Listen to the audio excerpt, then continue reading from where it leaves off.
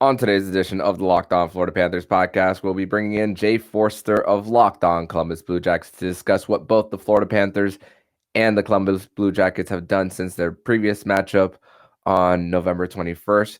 Will the Florida Panthers special teams come up big this time around as opposed to last time? With Patrik Laine coming back, what is going to be the impact of this game? And we're also going to talk about both goalies between the two teams, all on today's edition of the Locked On Florida Panthers podcast.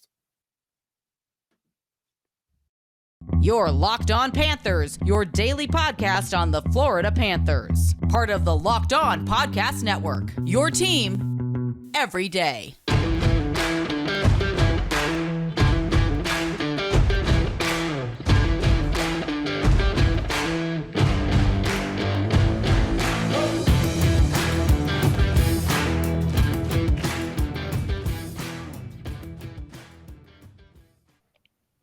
So it feels like it's only been 5 minutes since the last time the Blue Jackets and the Panthers played, but here we are again. Columbus is in Florida for the week. They're going to be facing the Panthers. They're going to be facing Tampa Bay. Should be two tough games. And so I thought, let's see how the Panthers are doing. Let's get friend of the show, my wonderful colleague here at Locked On, Armando Velez of Locked On Florida Panthers, to try and tell us what is going on with the Panthers, because I just checked what their last few games have looked like, and it's been like I said off stream, it's been a little bit of a rough December for the Panthers so far. So let's start with that. What's up with that, Armando? Up and down, roller coaster. All you name it. Anything that has sometimes gone wrong with the Panthers have, and then with sometimes for teams that you go into thinking that you should win, sometimes it's an encouraging sign when you goals that happen with opposing teams. I mean, let's just talk about since the last matchup between the Florida Panthers and the Columbus Blue Jackets. The Panthers record is 4-4-2 with a goal differential of exactly 0. And that was really the start of Sergei Bobrovsky's poor play and Spencer Knight taking the crease for the Panthers. I mean, since that game between the Florida Panthers and the Columbus Blue Jackets, where the Florida Panthers had 94 shot attempts, but where we described it last time as throwing muffins right at Daniil Tarasov. But I mean, you get a win against a Boston Bruins team with Spencer Knight between the pipes, 3 power play goals for the Panthers, 2 straight games with a blown third period lead between the St. Louis Blues, Edmonton Oilers. The Calgary game, they don't show up at all in Matthew Tkachuk's return. 2 straight games of 5-1 wins over Vancouver and Seattle. But then the Seattle game on December 3rd was really when the injury bug started happening for the Florida Panthers as well. Patrick Hornquist gets a concussion. So does Radko Gudas. Patrick Hornquist going on LTIR. Alexander Barkov misses the entirety of their Western Canadian trip due to what was reported that he had pneumonia, and just the inconsistent play of the goaltending. But Sergei Bobrovsky has started the last 3 games for the Panthers due to Spencer Knight being ill. Spencer Knight did get pulled from their last game of their road trip against the Winnipeg Jets.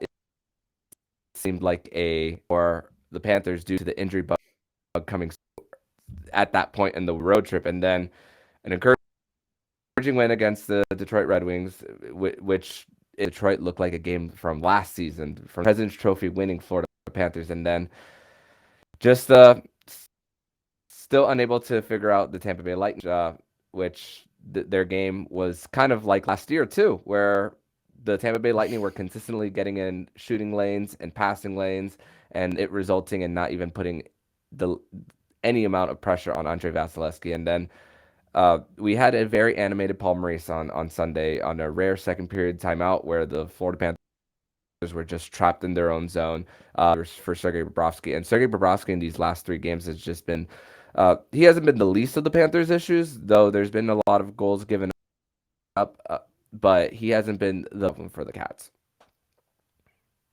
Yeah, for sure. And I wanted to talk about that because I feel like Sergei Bobrovsky started off the season pretty well.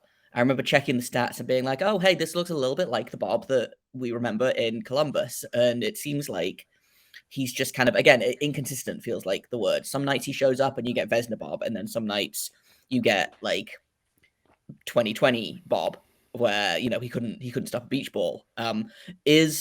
We can talk about the game specifically a little bit later on. Do you expect Spencer Knight to start tonight, or is this going to be another Bobrovsky versus his old team? I believe it's going to be another Bobrovsky versus his old team because Spencer Knight's missed the last few games with an illness. As we are recording 33 a.m., Spencer Knight is on the ice for their third goalie. Alex Laine was still on the ice for the Panthers. They're carrying 3 goalies at the moment.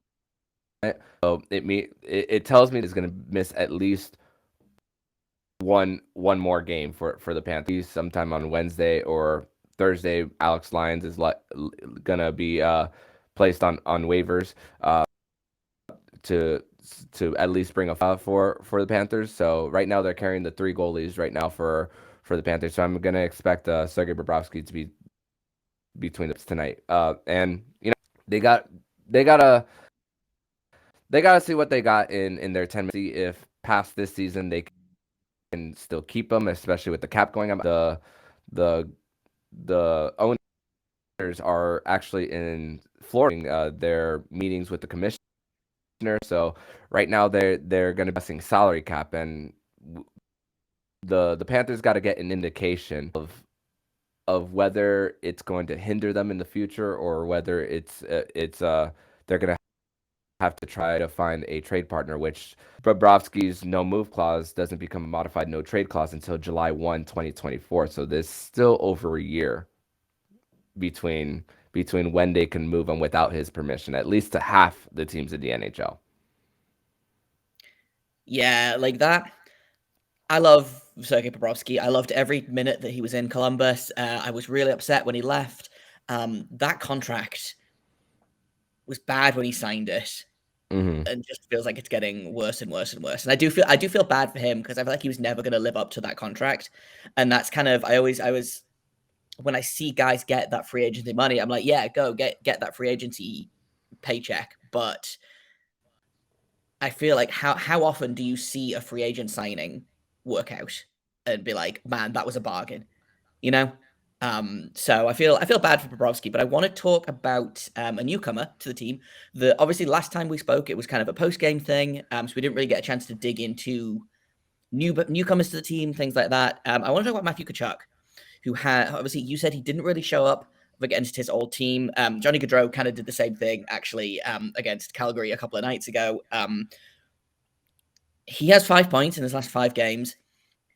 I'm always expecting big things from Matthew Tkachuk, I think. How has he looked so far in the season, and are we expecting a big night from Tkachuk tonight? Crazy to think that Matthew Tkachuk has 5 points in the last 5 games, and he had in the last 2. Crazy to think with Matthew Tkachuk. But outside of the 2 games, he's had multiple multi-point games on the season for the Panthers and has the runs through 25 games in Florida Panthers history, passing Pavel Bure and Jonathan Huberdeau prior to that. So it's just been a treat. It's despite the up and downs for the Panthers, Matthew Tkachuk has just been a continuous treat at 24 years old. I mean, with Jonathan Huberdeau setting the record for 115 points for the Panthers last season, I mean, it's crazy how maybe that could be broken in just one season for Matthew Tkachuk and just a trade that has worked out individually. Though the team success for the Panthers, there's still all there. We knew this was going to be a step back season. We knew that this was going to be a change in what the Panthers were going to do. Of course, losing Mackenzie Weegar, that's proved to be a bigger loss. And the Panthers just recently they have been trapped in the neutral zone that have been creating odd man rushes and then a hard time getting out of their. I mean, the power play and the special teams is up and down. That's really what.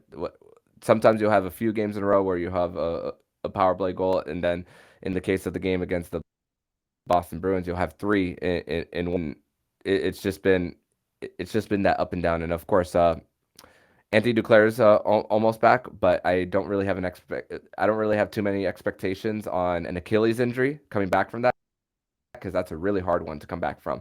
And also missed a little bit of time. He missed time towards the end of that road trip as well, and earlier in the show. And so it's been it's been a little up and down, and those injuries aren't necessarily an excuse. Now I wonder. I wonder what, and I talked about this on yesterday's show. I wonder what Paul Maurice being animated on the Panthers bench is going to do for this team going forward, because they had a day off yesterday. Now, how are their minds refreshed going into this matchup? We'll see. We'll see. Yeah, for sure. And I think it's gonna be a really interesting game, I think. For both teams. Obviously, the Blue Jackets are looking to continue their win. Is it win streak when you've only won 2 games in a row? I don't know, but I'll take it. They're going to make it 3 in a row. Obviously, the Panthers are looking to rebound off 2 back-to-back losses. In a minute, we're going to flip the script. We're going to talk a little bit about how the Blue Jackets have played since the last time the Panthers have faced them. But first, I've got to tell you about one of our sponsors, which is BetOnline, because BetOnline is your number one source for sports betting information, stats, news, and analysis. You can get the latest odds and trends for every professional and amateur league out there, from pro football to college ball season, basketball, the World Cup. They've got it all at betonline.net. I know America is no longer in the World Cup. England is no longer in the World Cup. But if you wanted to put some money on, I don't know, Morocco winning it all, then maybe that might be something that you could do at betonline.net. And you could put some money on tonight's game as well. Panthers are probably the favourites, but hey, if you feel like an underdog bet, the Blue Jackets might not be the worst option. They are the fastest and easiest way to get your betting information. Head to the website today. That is betonline.net. Use your laptop or mobile device to learn more, because BetOnline is where the game starts. And where the second segment is going to start, I think, is probably with Armando asking exactly the same question that I asked him 10 minutes ago. Yeah, so I'm seeing, since their matchup on November 21st, the Blue Jackets are 3-5-1, and some of the wins include at Winnipeg, Calgary, and LA. And I saw a stat yesterday via Alex Slemp of Full Press NHL. There's only 3 teams in the NHL that haven't gone on a 3-game win streak this season: Panthers, Blue Jackets, Anaheim Ducks. Those are the 3 teams. And tonight could be the night where it could come down to 2. So a few things are on the line. Of course, seeing what has happened since, as far as players being back or players who are not there as of right now. Patrik Laine has been back, I've seen, and he's been over a point per game, playing on that second line, from according to Daily Faceoff as well. And then Johnny Gaudreau just being a treat. We spoke about Matthew Tkachuk. Despite the wins not coming together, Johnny Gaudreau, I'm seeing that he's having a very good individual season as well. But I'm seeing now that Jonas Korpisalo is on injury reserve, and now it seems that the Pipes are now back to what Elvis Merzlikins was. The numbers don't necessarily look good as far as last few weeks, because they've been in high-scoring affairs. I mean, even in their most recent win against the LA Kings, but even in that game against the Buffalo Sabres, where Tage Thompson went off, scoring those 5. But is it all on Merzlikins and Korpisalo, or how has the blue line looked as well for this Blue Jackets team? Because I see that they can score, but I see based on the stats that it's been really hard to defend. Yeah, so the thing about the Blue Jackets, and this has been true for a while, for at least the past couple of seasons, is the Blue Jackets either get good goaltending or they get good defense. And they can't seem to have both in the same game. I will say, Merzlikins, I thought, was phenomenal against the Calgary Flames. Jonas Korpisalo played the first period, I believe made 11 of 11 saves, went down with an injury. Merzlikins started the second period, and then went on to make 19 of 20 saves in a 3-1 win over the Calgary Flames. So great individual performance from Merzlikins. And then you look at the game against the LA Kings, which, I mean, everyone scored, everyone. It was not necessarily a good game for Elvis, I don't think. I think he made 33 of 39 saves, or 33 of 38 saves, excuse me, which is not terrible, but is not necessarily where you want him to be. The trouble is, like you mentioned, the defense is just not there.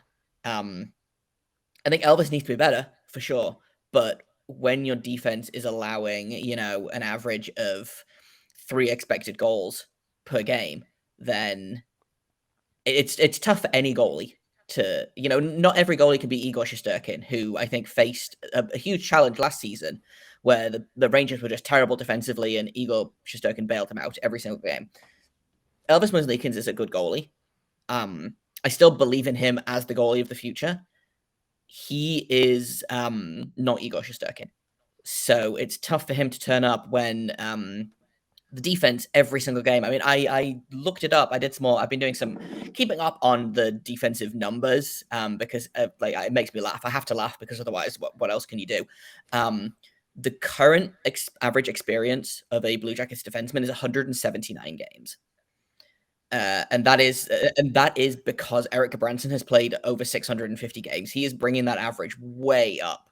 Let me just see if I can find the tweet again, because they have 2 defensemen that have over 200 games. So the current defensive crop right now, Gudbranson at 666, which I feel like he maybe should just leave it there. I feel like that's like he's peaked. Vladislav Gavrikov is at 230, and then it drops to Andrew Peak at 141. And then after that, Jake Christensen, 19 career NHL games, 1-9. Bjork, 13 NHL games. And Tim Berni, 3 NHL games.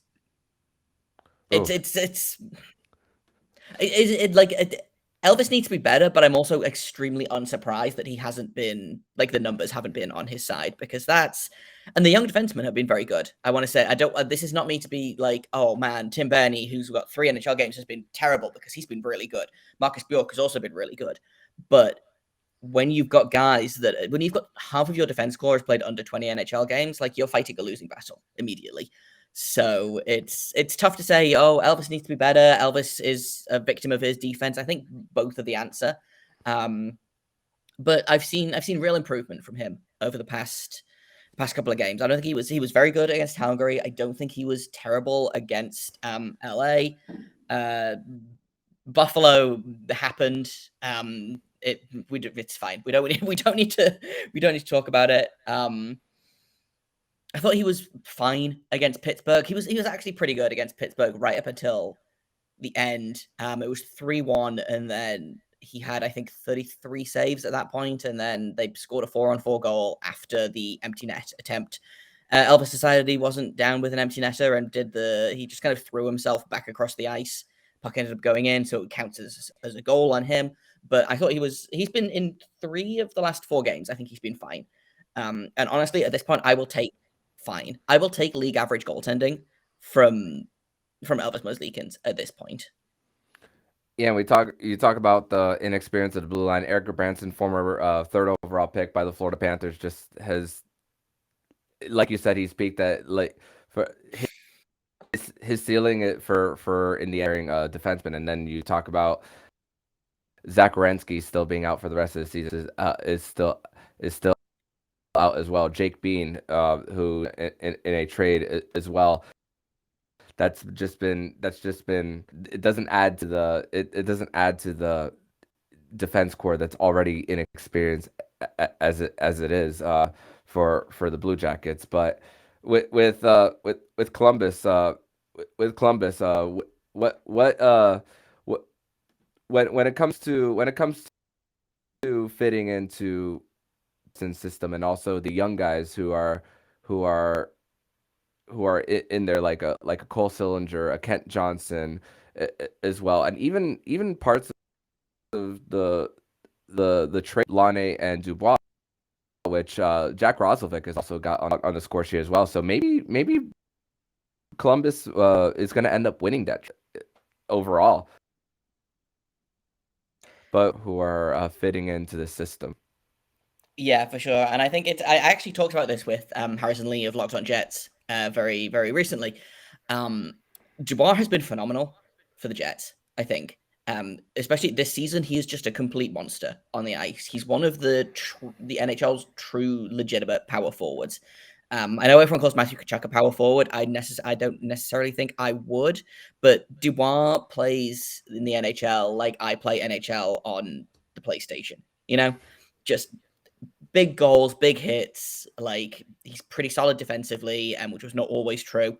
He's been really good for the Jets. However, he has been pretty vocal about not wanting to stay there past the end of this contract. His contract is up at the end of this season, I believe. He will be a restricted free agent, so the team still has control. But I think he wants to be somewhere else. Is that what's going to happen? Maybe. But when you look at how Patrik Laine has fitted into this team, like you said, he's been about a point per game since he come back from injury.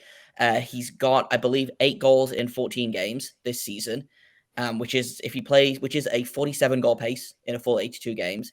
You look at Jack Roslovic, who I've been very critical of so far this season. He kind of responded to my continued negativity by having a 4-point night against the LA Kings.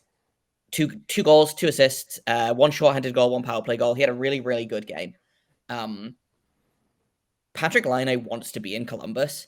He has spoken extensively about how much he likes it there, how much his girlfriend likes it there, how happy he is there.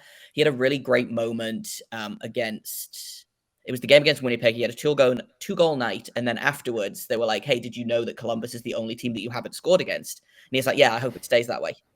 I don't want to score against Columbus. Like, I want to spend the rest of my career here." And like that plus obviously the whole Johnny Gaudreau thing, the concept of having players want to stay in Columbus to me is almost as important as their on ice potential or their on ice experience. I think Dubois has been better, more consistent for the Jets than either Laine or Roslovic have for the Blue Jackets. But to me, having Patrik Laine for the next, I believe it's 3 seasons at least after this, versus Dubois maybe going to Montreal, maybe going somewhere else, like doesn't want to be a Jet. Maybe he'll change his mind. But I think after this season, we'll know who won that trade, and I do think it's going to be Columbus, if only because we will still have both of the players that were involved in that trade, and Dubois might be a Canadian by that point. Yeah, and Patrik Laine can score with the best of them. A full 82 game season, maybe Richard winner. So maybe if a healthy season for him. But we're going to transition number 3, where we're going to discuss the keys to the game for both the Florida Panthers and the Columbus Blue Jackets. So stay right here on Locked On Panthers and Locked On Jackets. Your Locked On Panthers, your daily podcast on the Florida Panthers. Part of the Locked On Podcast Network. Your team every day.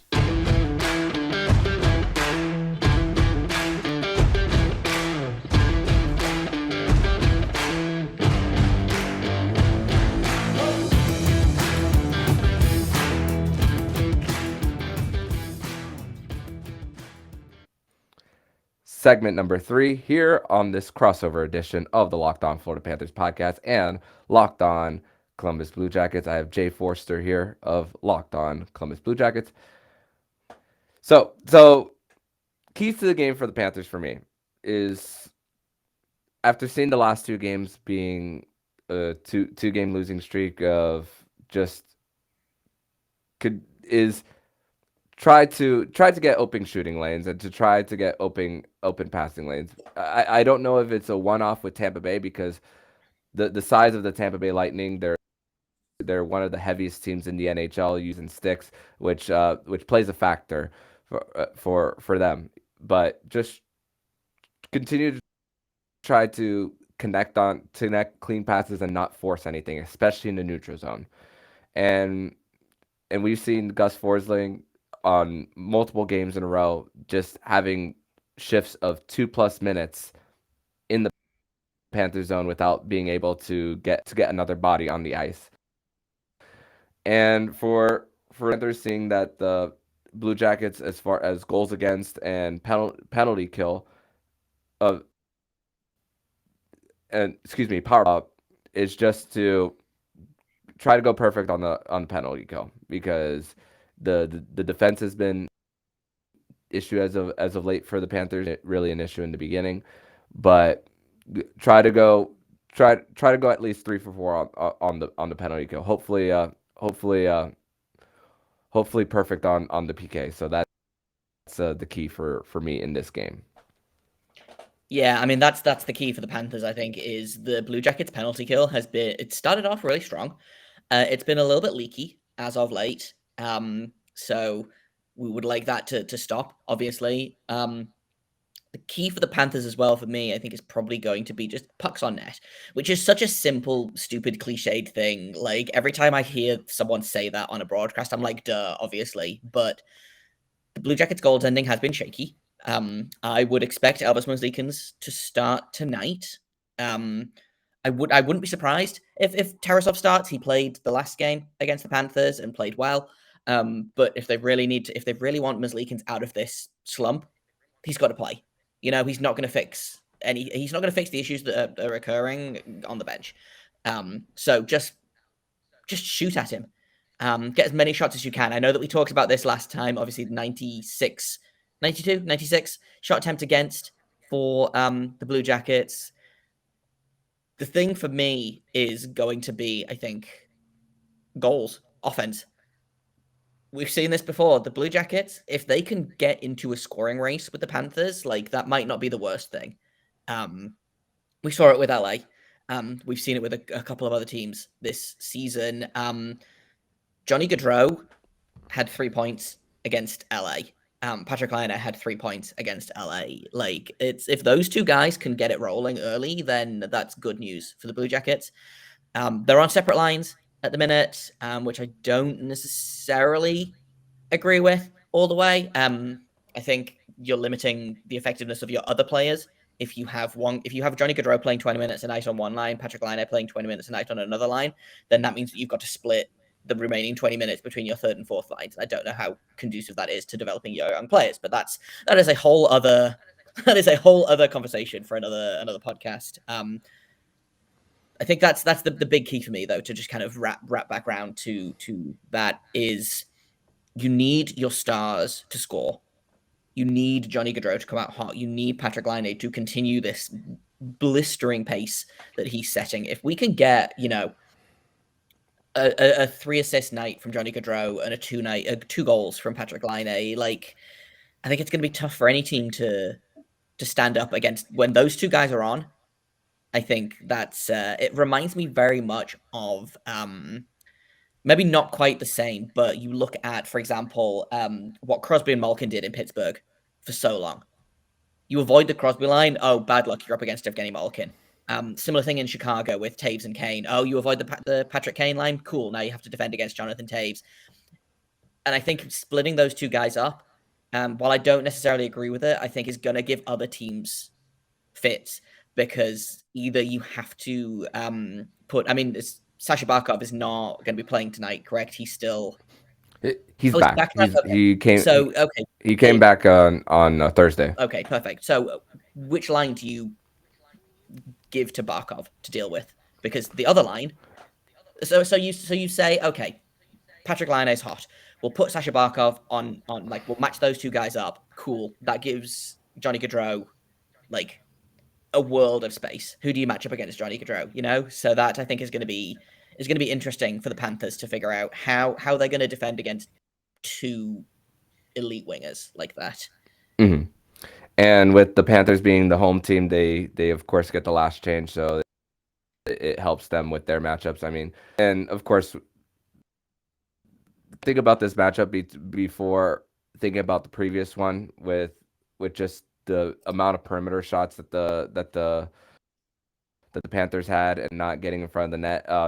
Trying the natural stat trick from, but just remembering the the poor play on special teams, not only giving up a power play goal but giving up a shorthanded goal as well. It two power play goals actually, and that's been really for a team that's like 30th on the power play. So you give up more than one, you're not in a good position. And the thing is, getting out to an early lead for the Panthers because they haven't won a single game this season excuse me, one game this season where their opponents score first.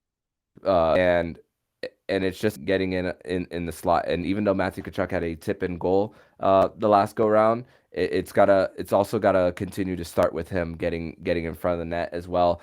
Patrick Hornquist is still on LTIR. He's going to be out at least until 29th. So you got to get a Sam Reinhart in the low slot as well. That's really what I think the Panthers need to do is just and the captain. I don't know he's still feeling or how much better he's feeling. He's not gonna disclose that. He doesn't owe us anything when it comes to that. But the captain's gotta take over. And Aaron Ekblad, even though he's regressed this season since coming back from his groin injury, it hasn't been well on the ice. He had a -7 weekend between their game against the Tampa Bay Lightning and the Seattle Kraken. So it hasn't been a good weekend.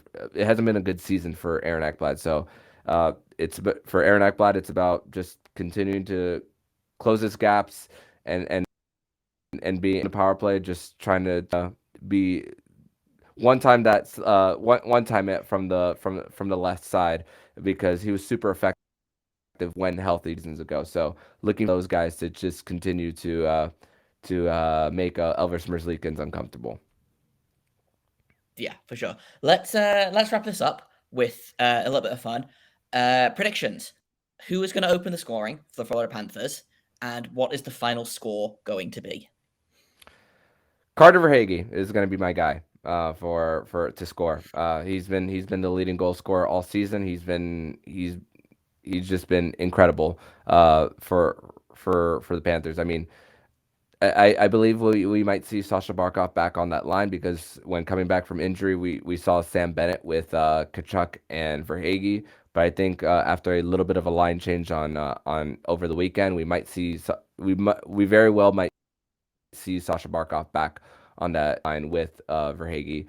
So I'm going to say that Carter Verhaeghe is the guy who scores first, and I'm going to say a 4-2 win for the Panthers at home. This is an ESPN Plus exclusive game, so don't forget that if you're local to the area of Florida or Columbus, that ESPN Plus is your place to get it. Mike Monaco will be on the call along with Brian Boucher and Dom Moore for this matchup between the Florida Panthers and the Columbus Blue Jackets. So who is your first score for the Columbus Blue Jackets? Man, every time I make a prediction like this, someone really random scores. But you know what? I'm gonna go with the hot hand. Patrik Laine is gonna open the scoring for this team. I hate predicting a final score because I think I think I've gotten it right once this season in like 25 games of making a prediction. I'm gonna go ahead. I'm gonna say a 4-2 win for the Blue Jackets.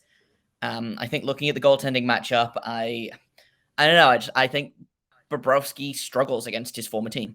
And I think that the smart thing to do is to bet against him, as much as it pains me to do so. I think when you're like, he didn't play well against Philadelphia when he was in Columbus, so it seems to be just kind of a thing for him. But yeah, I'm gonna go 4-2 to the Blue Jackets, and I think that's gonna wrap up this special pregame squadcast of Locked On Blue Jackets and Locked On Panthers. So for anyone who wants to catch up on Bobrovsky, anyone who wants to catch up on the Panthers, where can people find you and your show? They can follow me on Twitter at MondoMan12. Follow the show account on Twitter at @LO_FLA Panthers, and they'll see me live tweet throughout the game. And not only that, but all things regarding the South Florida sports scene. So they can follow me there. And how about you for my listeners?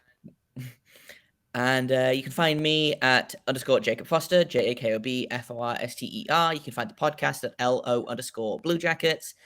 If you want to follow the show, you can do that wherever you can find Locked On Panthers. We're on YouTube. We're on every podcasting app of choice. Thank you for making Locked On Blue Jackets and Locked On Panthers your first listen of the day every day. I super appreciate it. Armando super appreciates it. We're both very grateful to all of our listeners and watchers. Locked On Blue Jackets, Locked On Panthers is free and available everywhere. You're never going to have to get behind a paywall for either show. That is our promise to you. So enjoy the game tonight. I know I will, which feels like famous last words, but I'm going to enjoy this game. Hopefully Armando enjoys the game as well. And tomorrow I will be breaking down the game from Blue Jackets' point of view. Armando will be breaking down the game from a Florida Panthers point of view. So make sure you check out both of those shows at all of the places that we've just mentioned. And until then, make sure you stay locked on.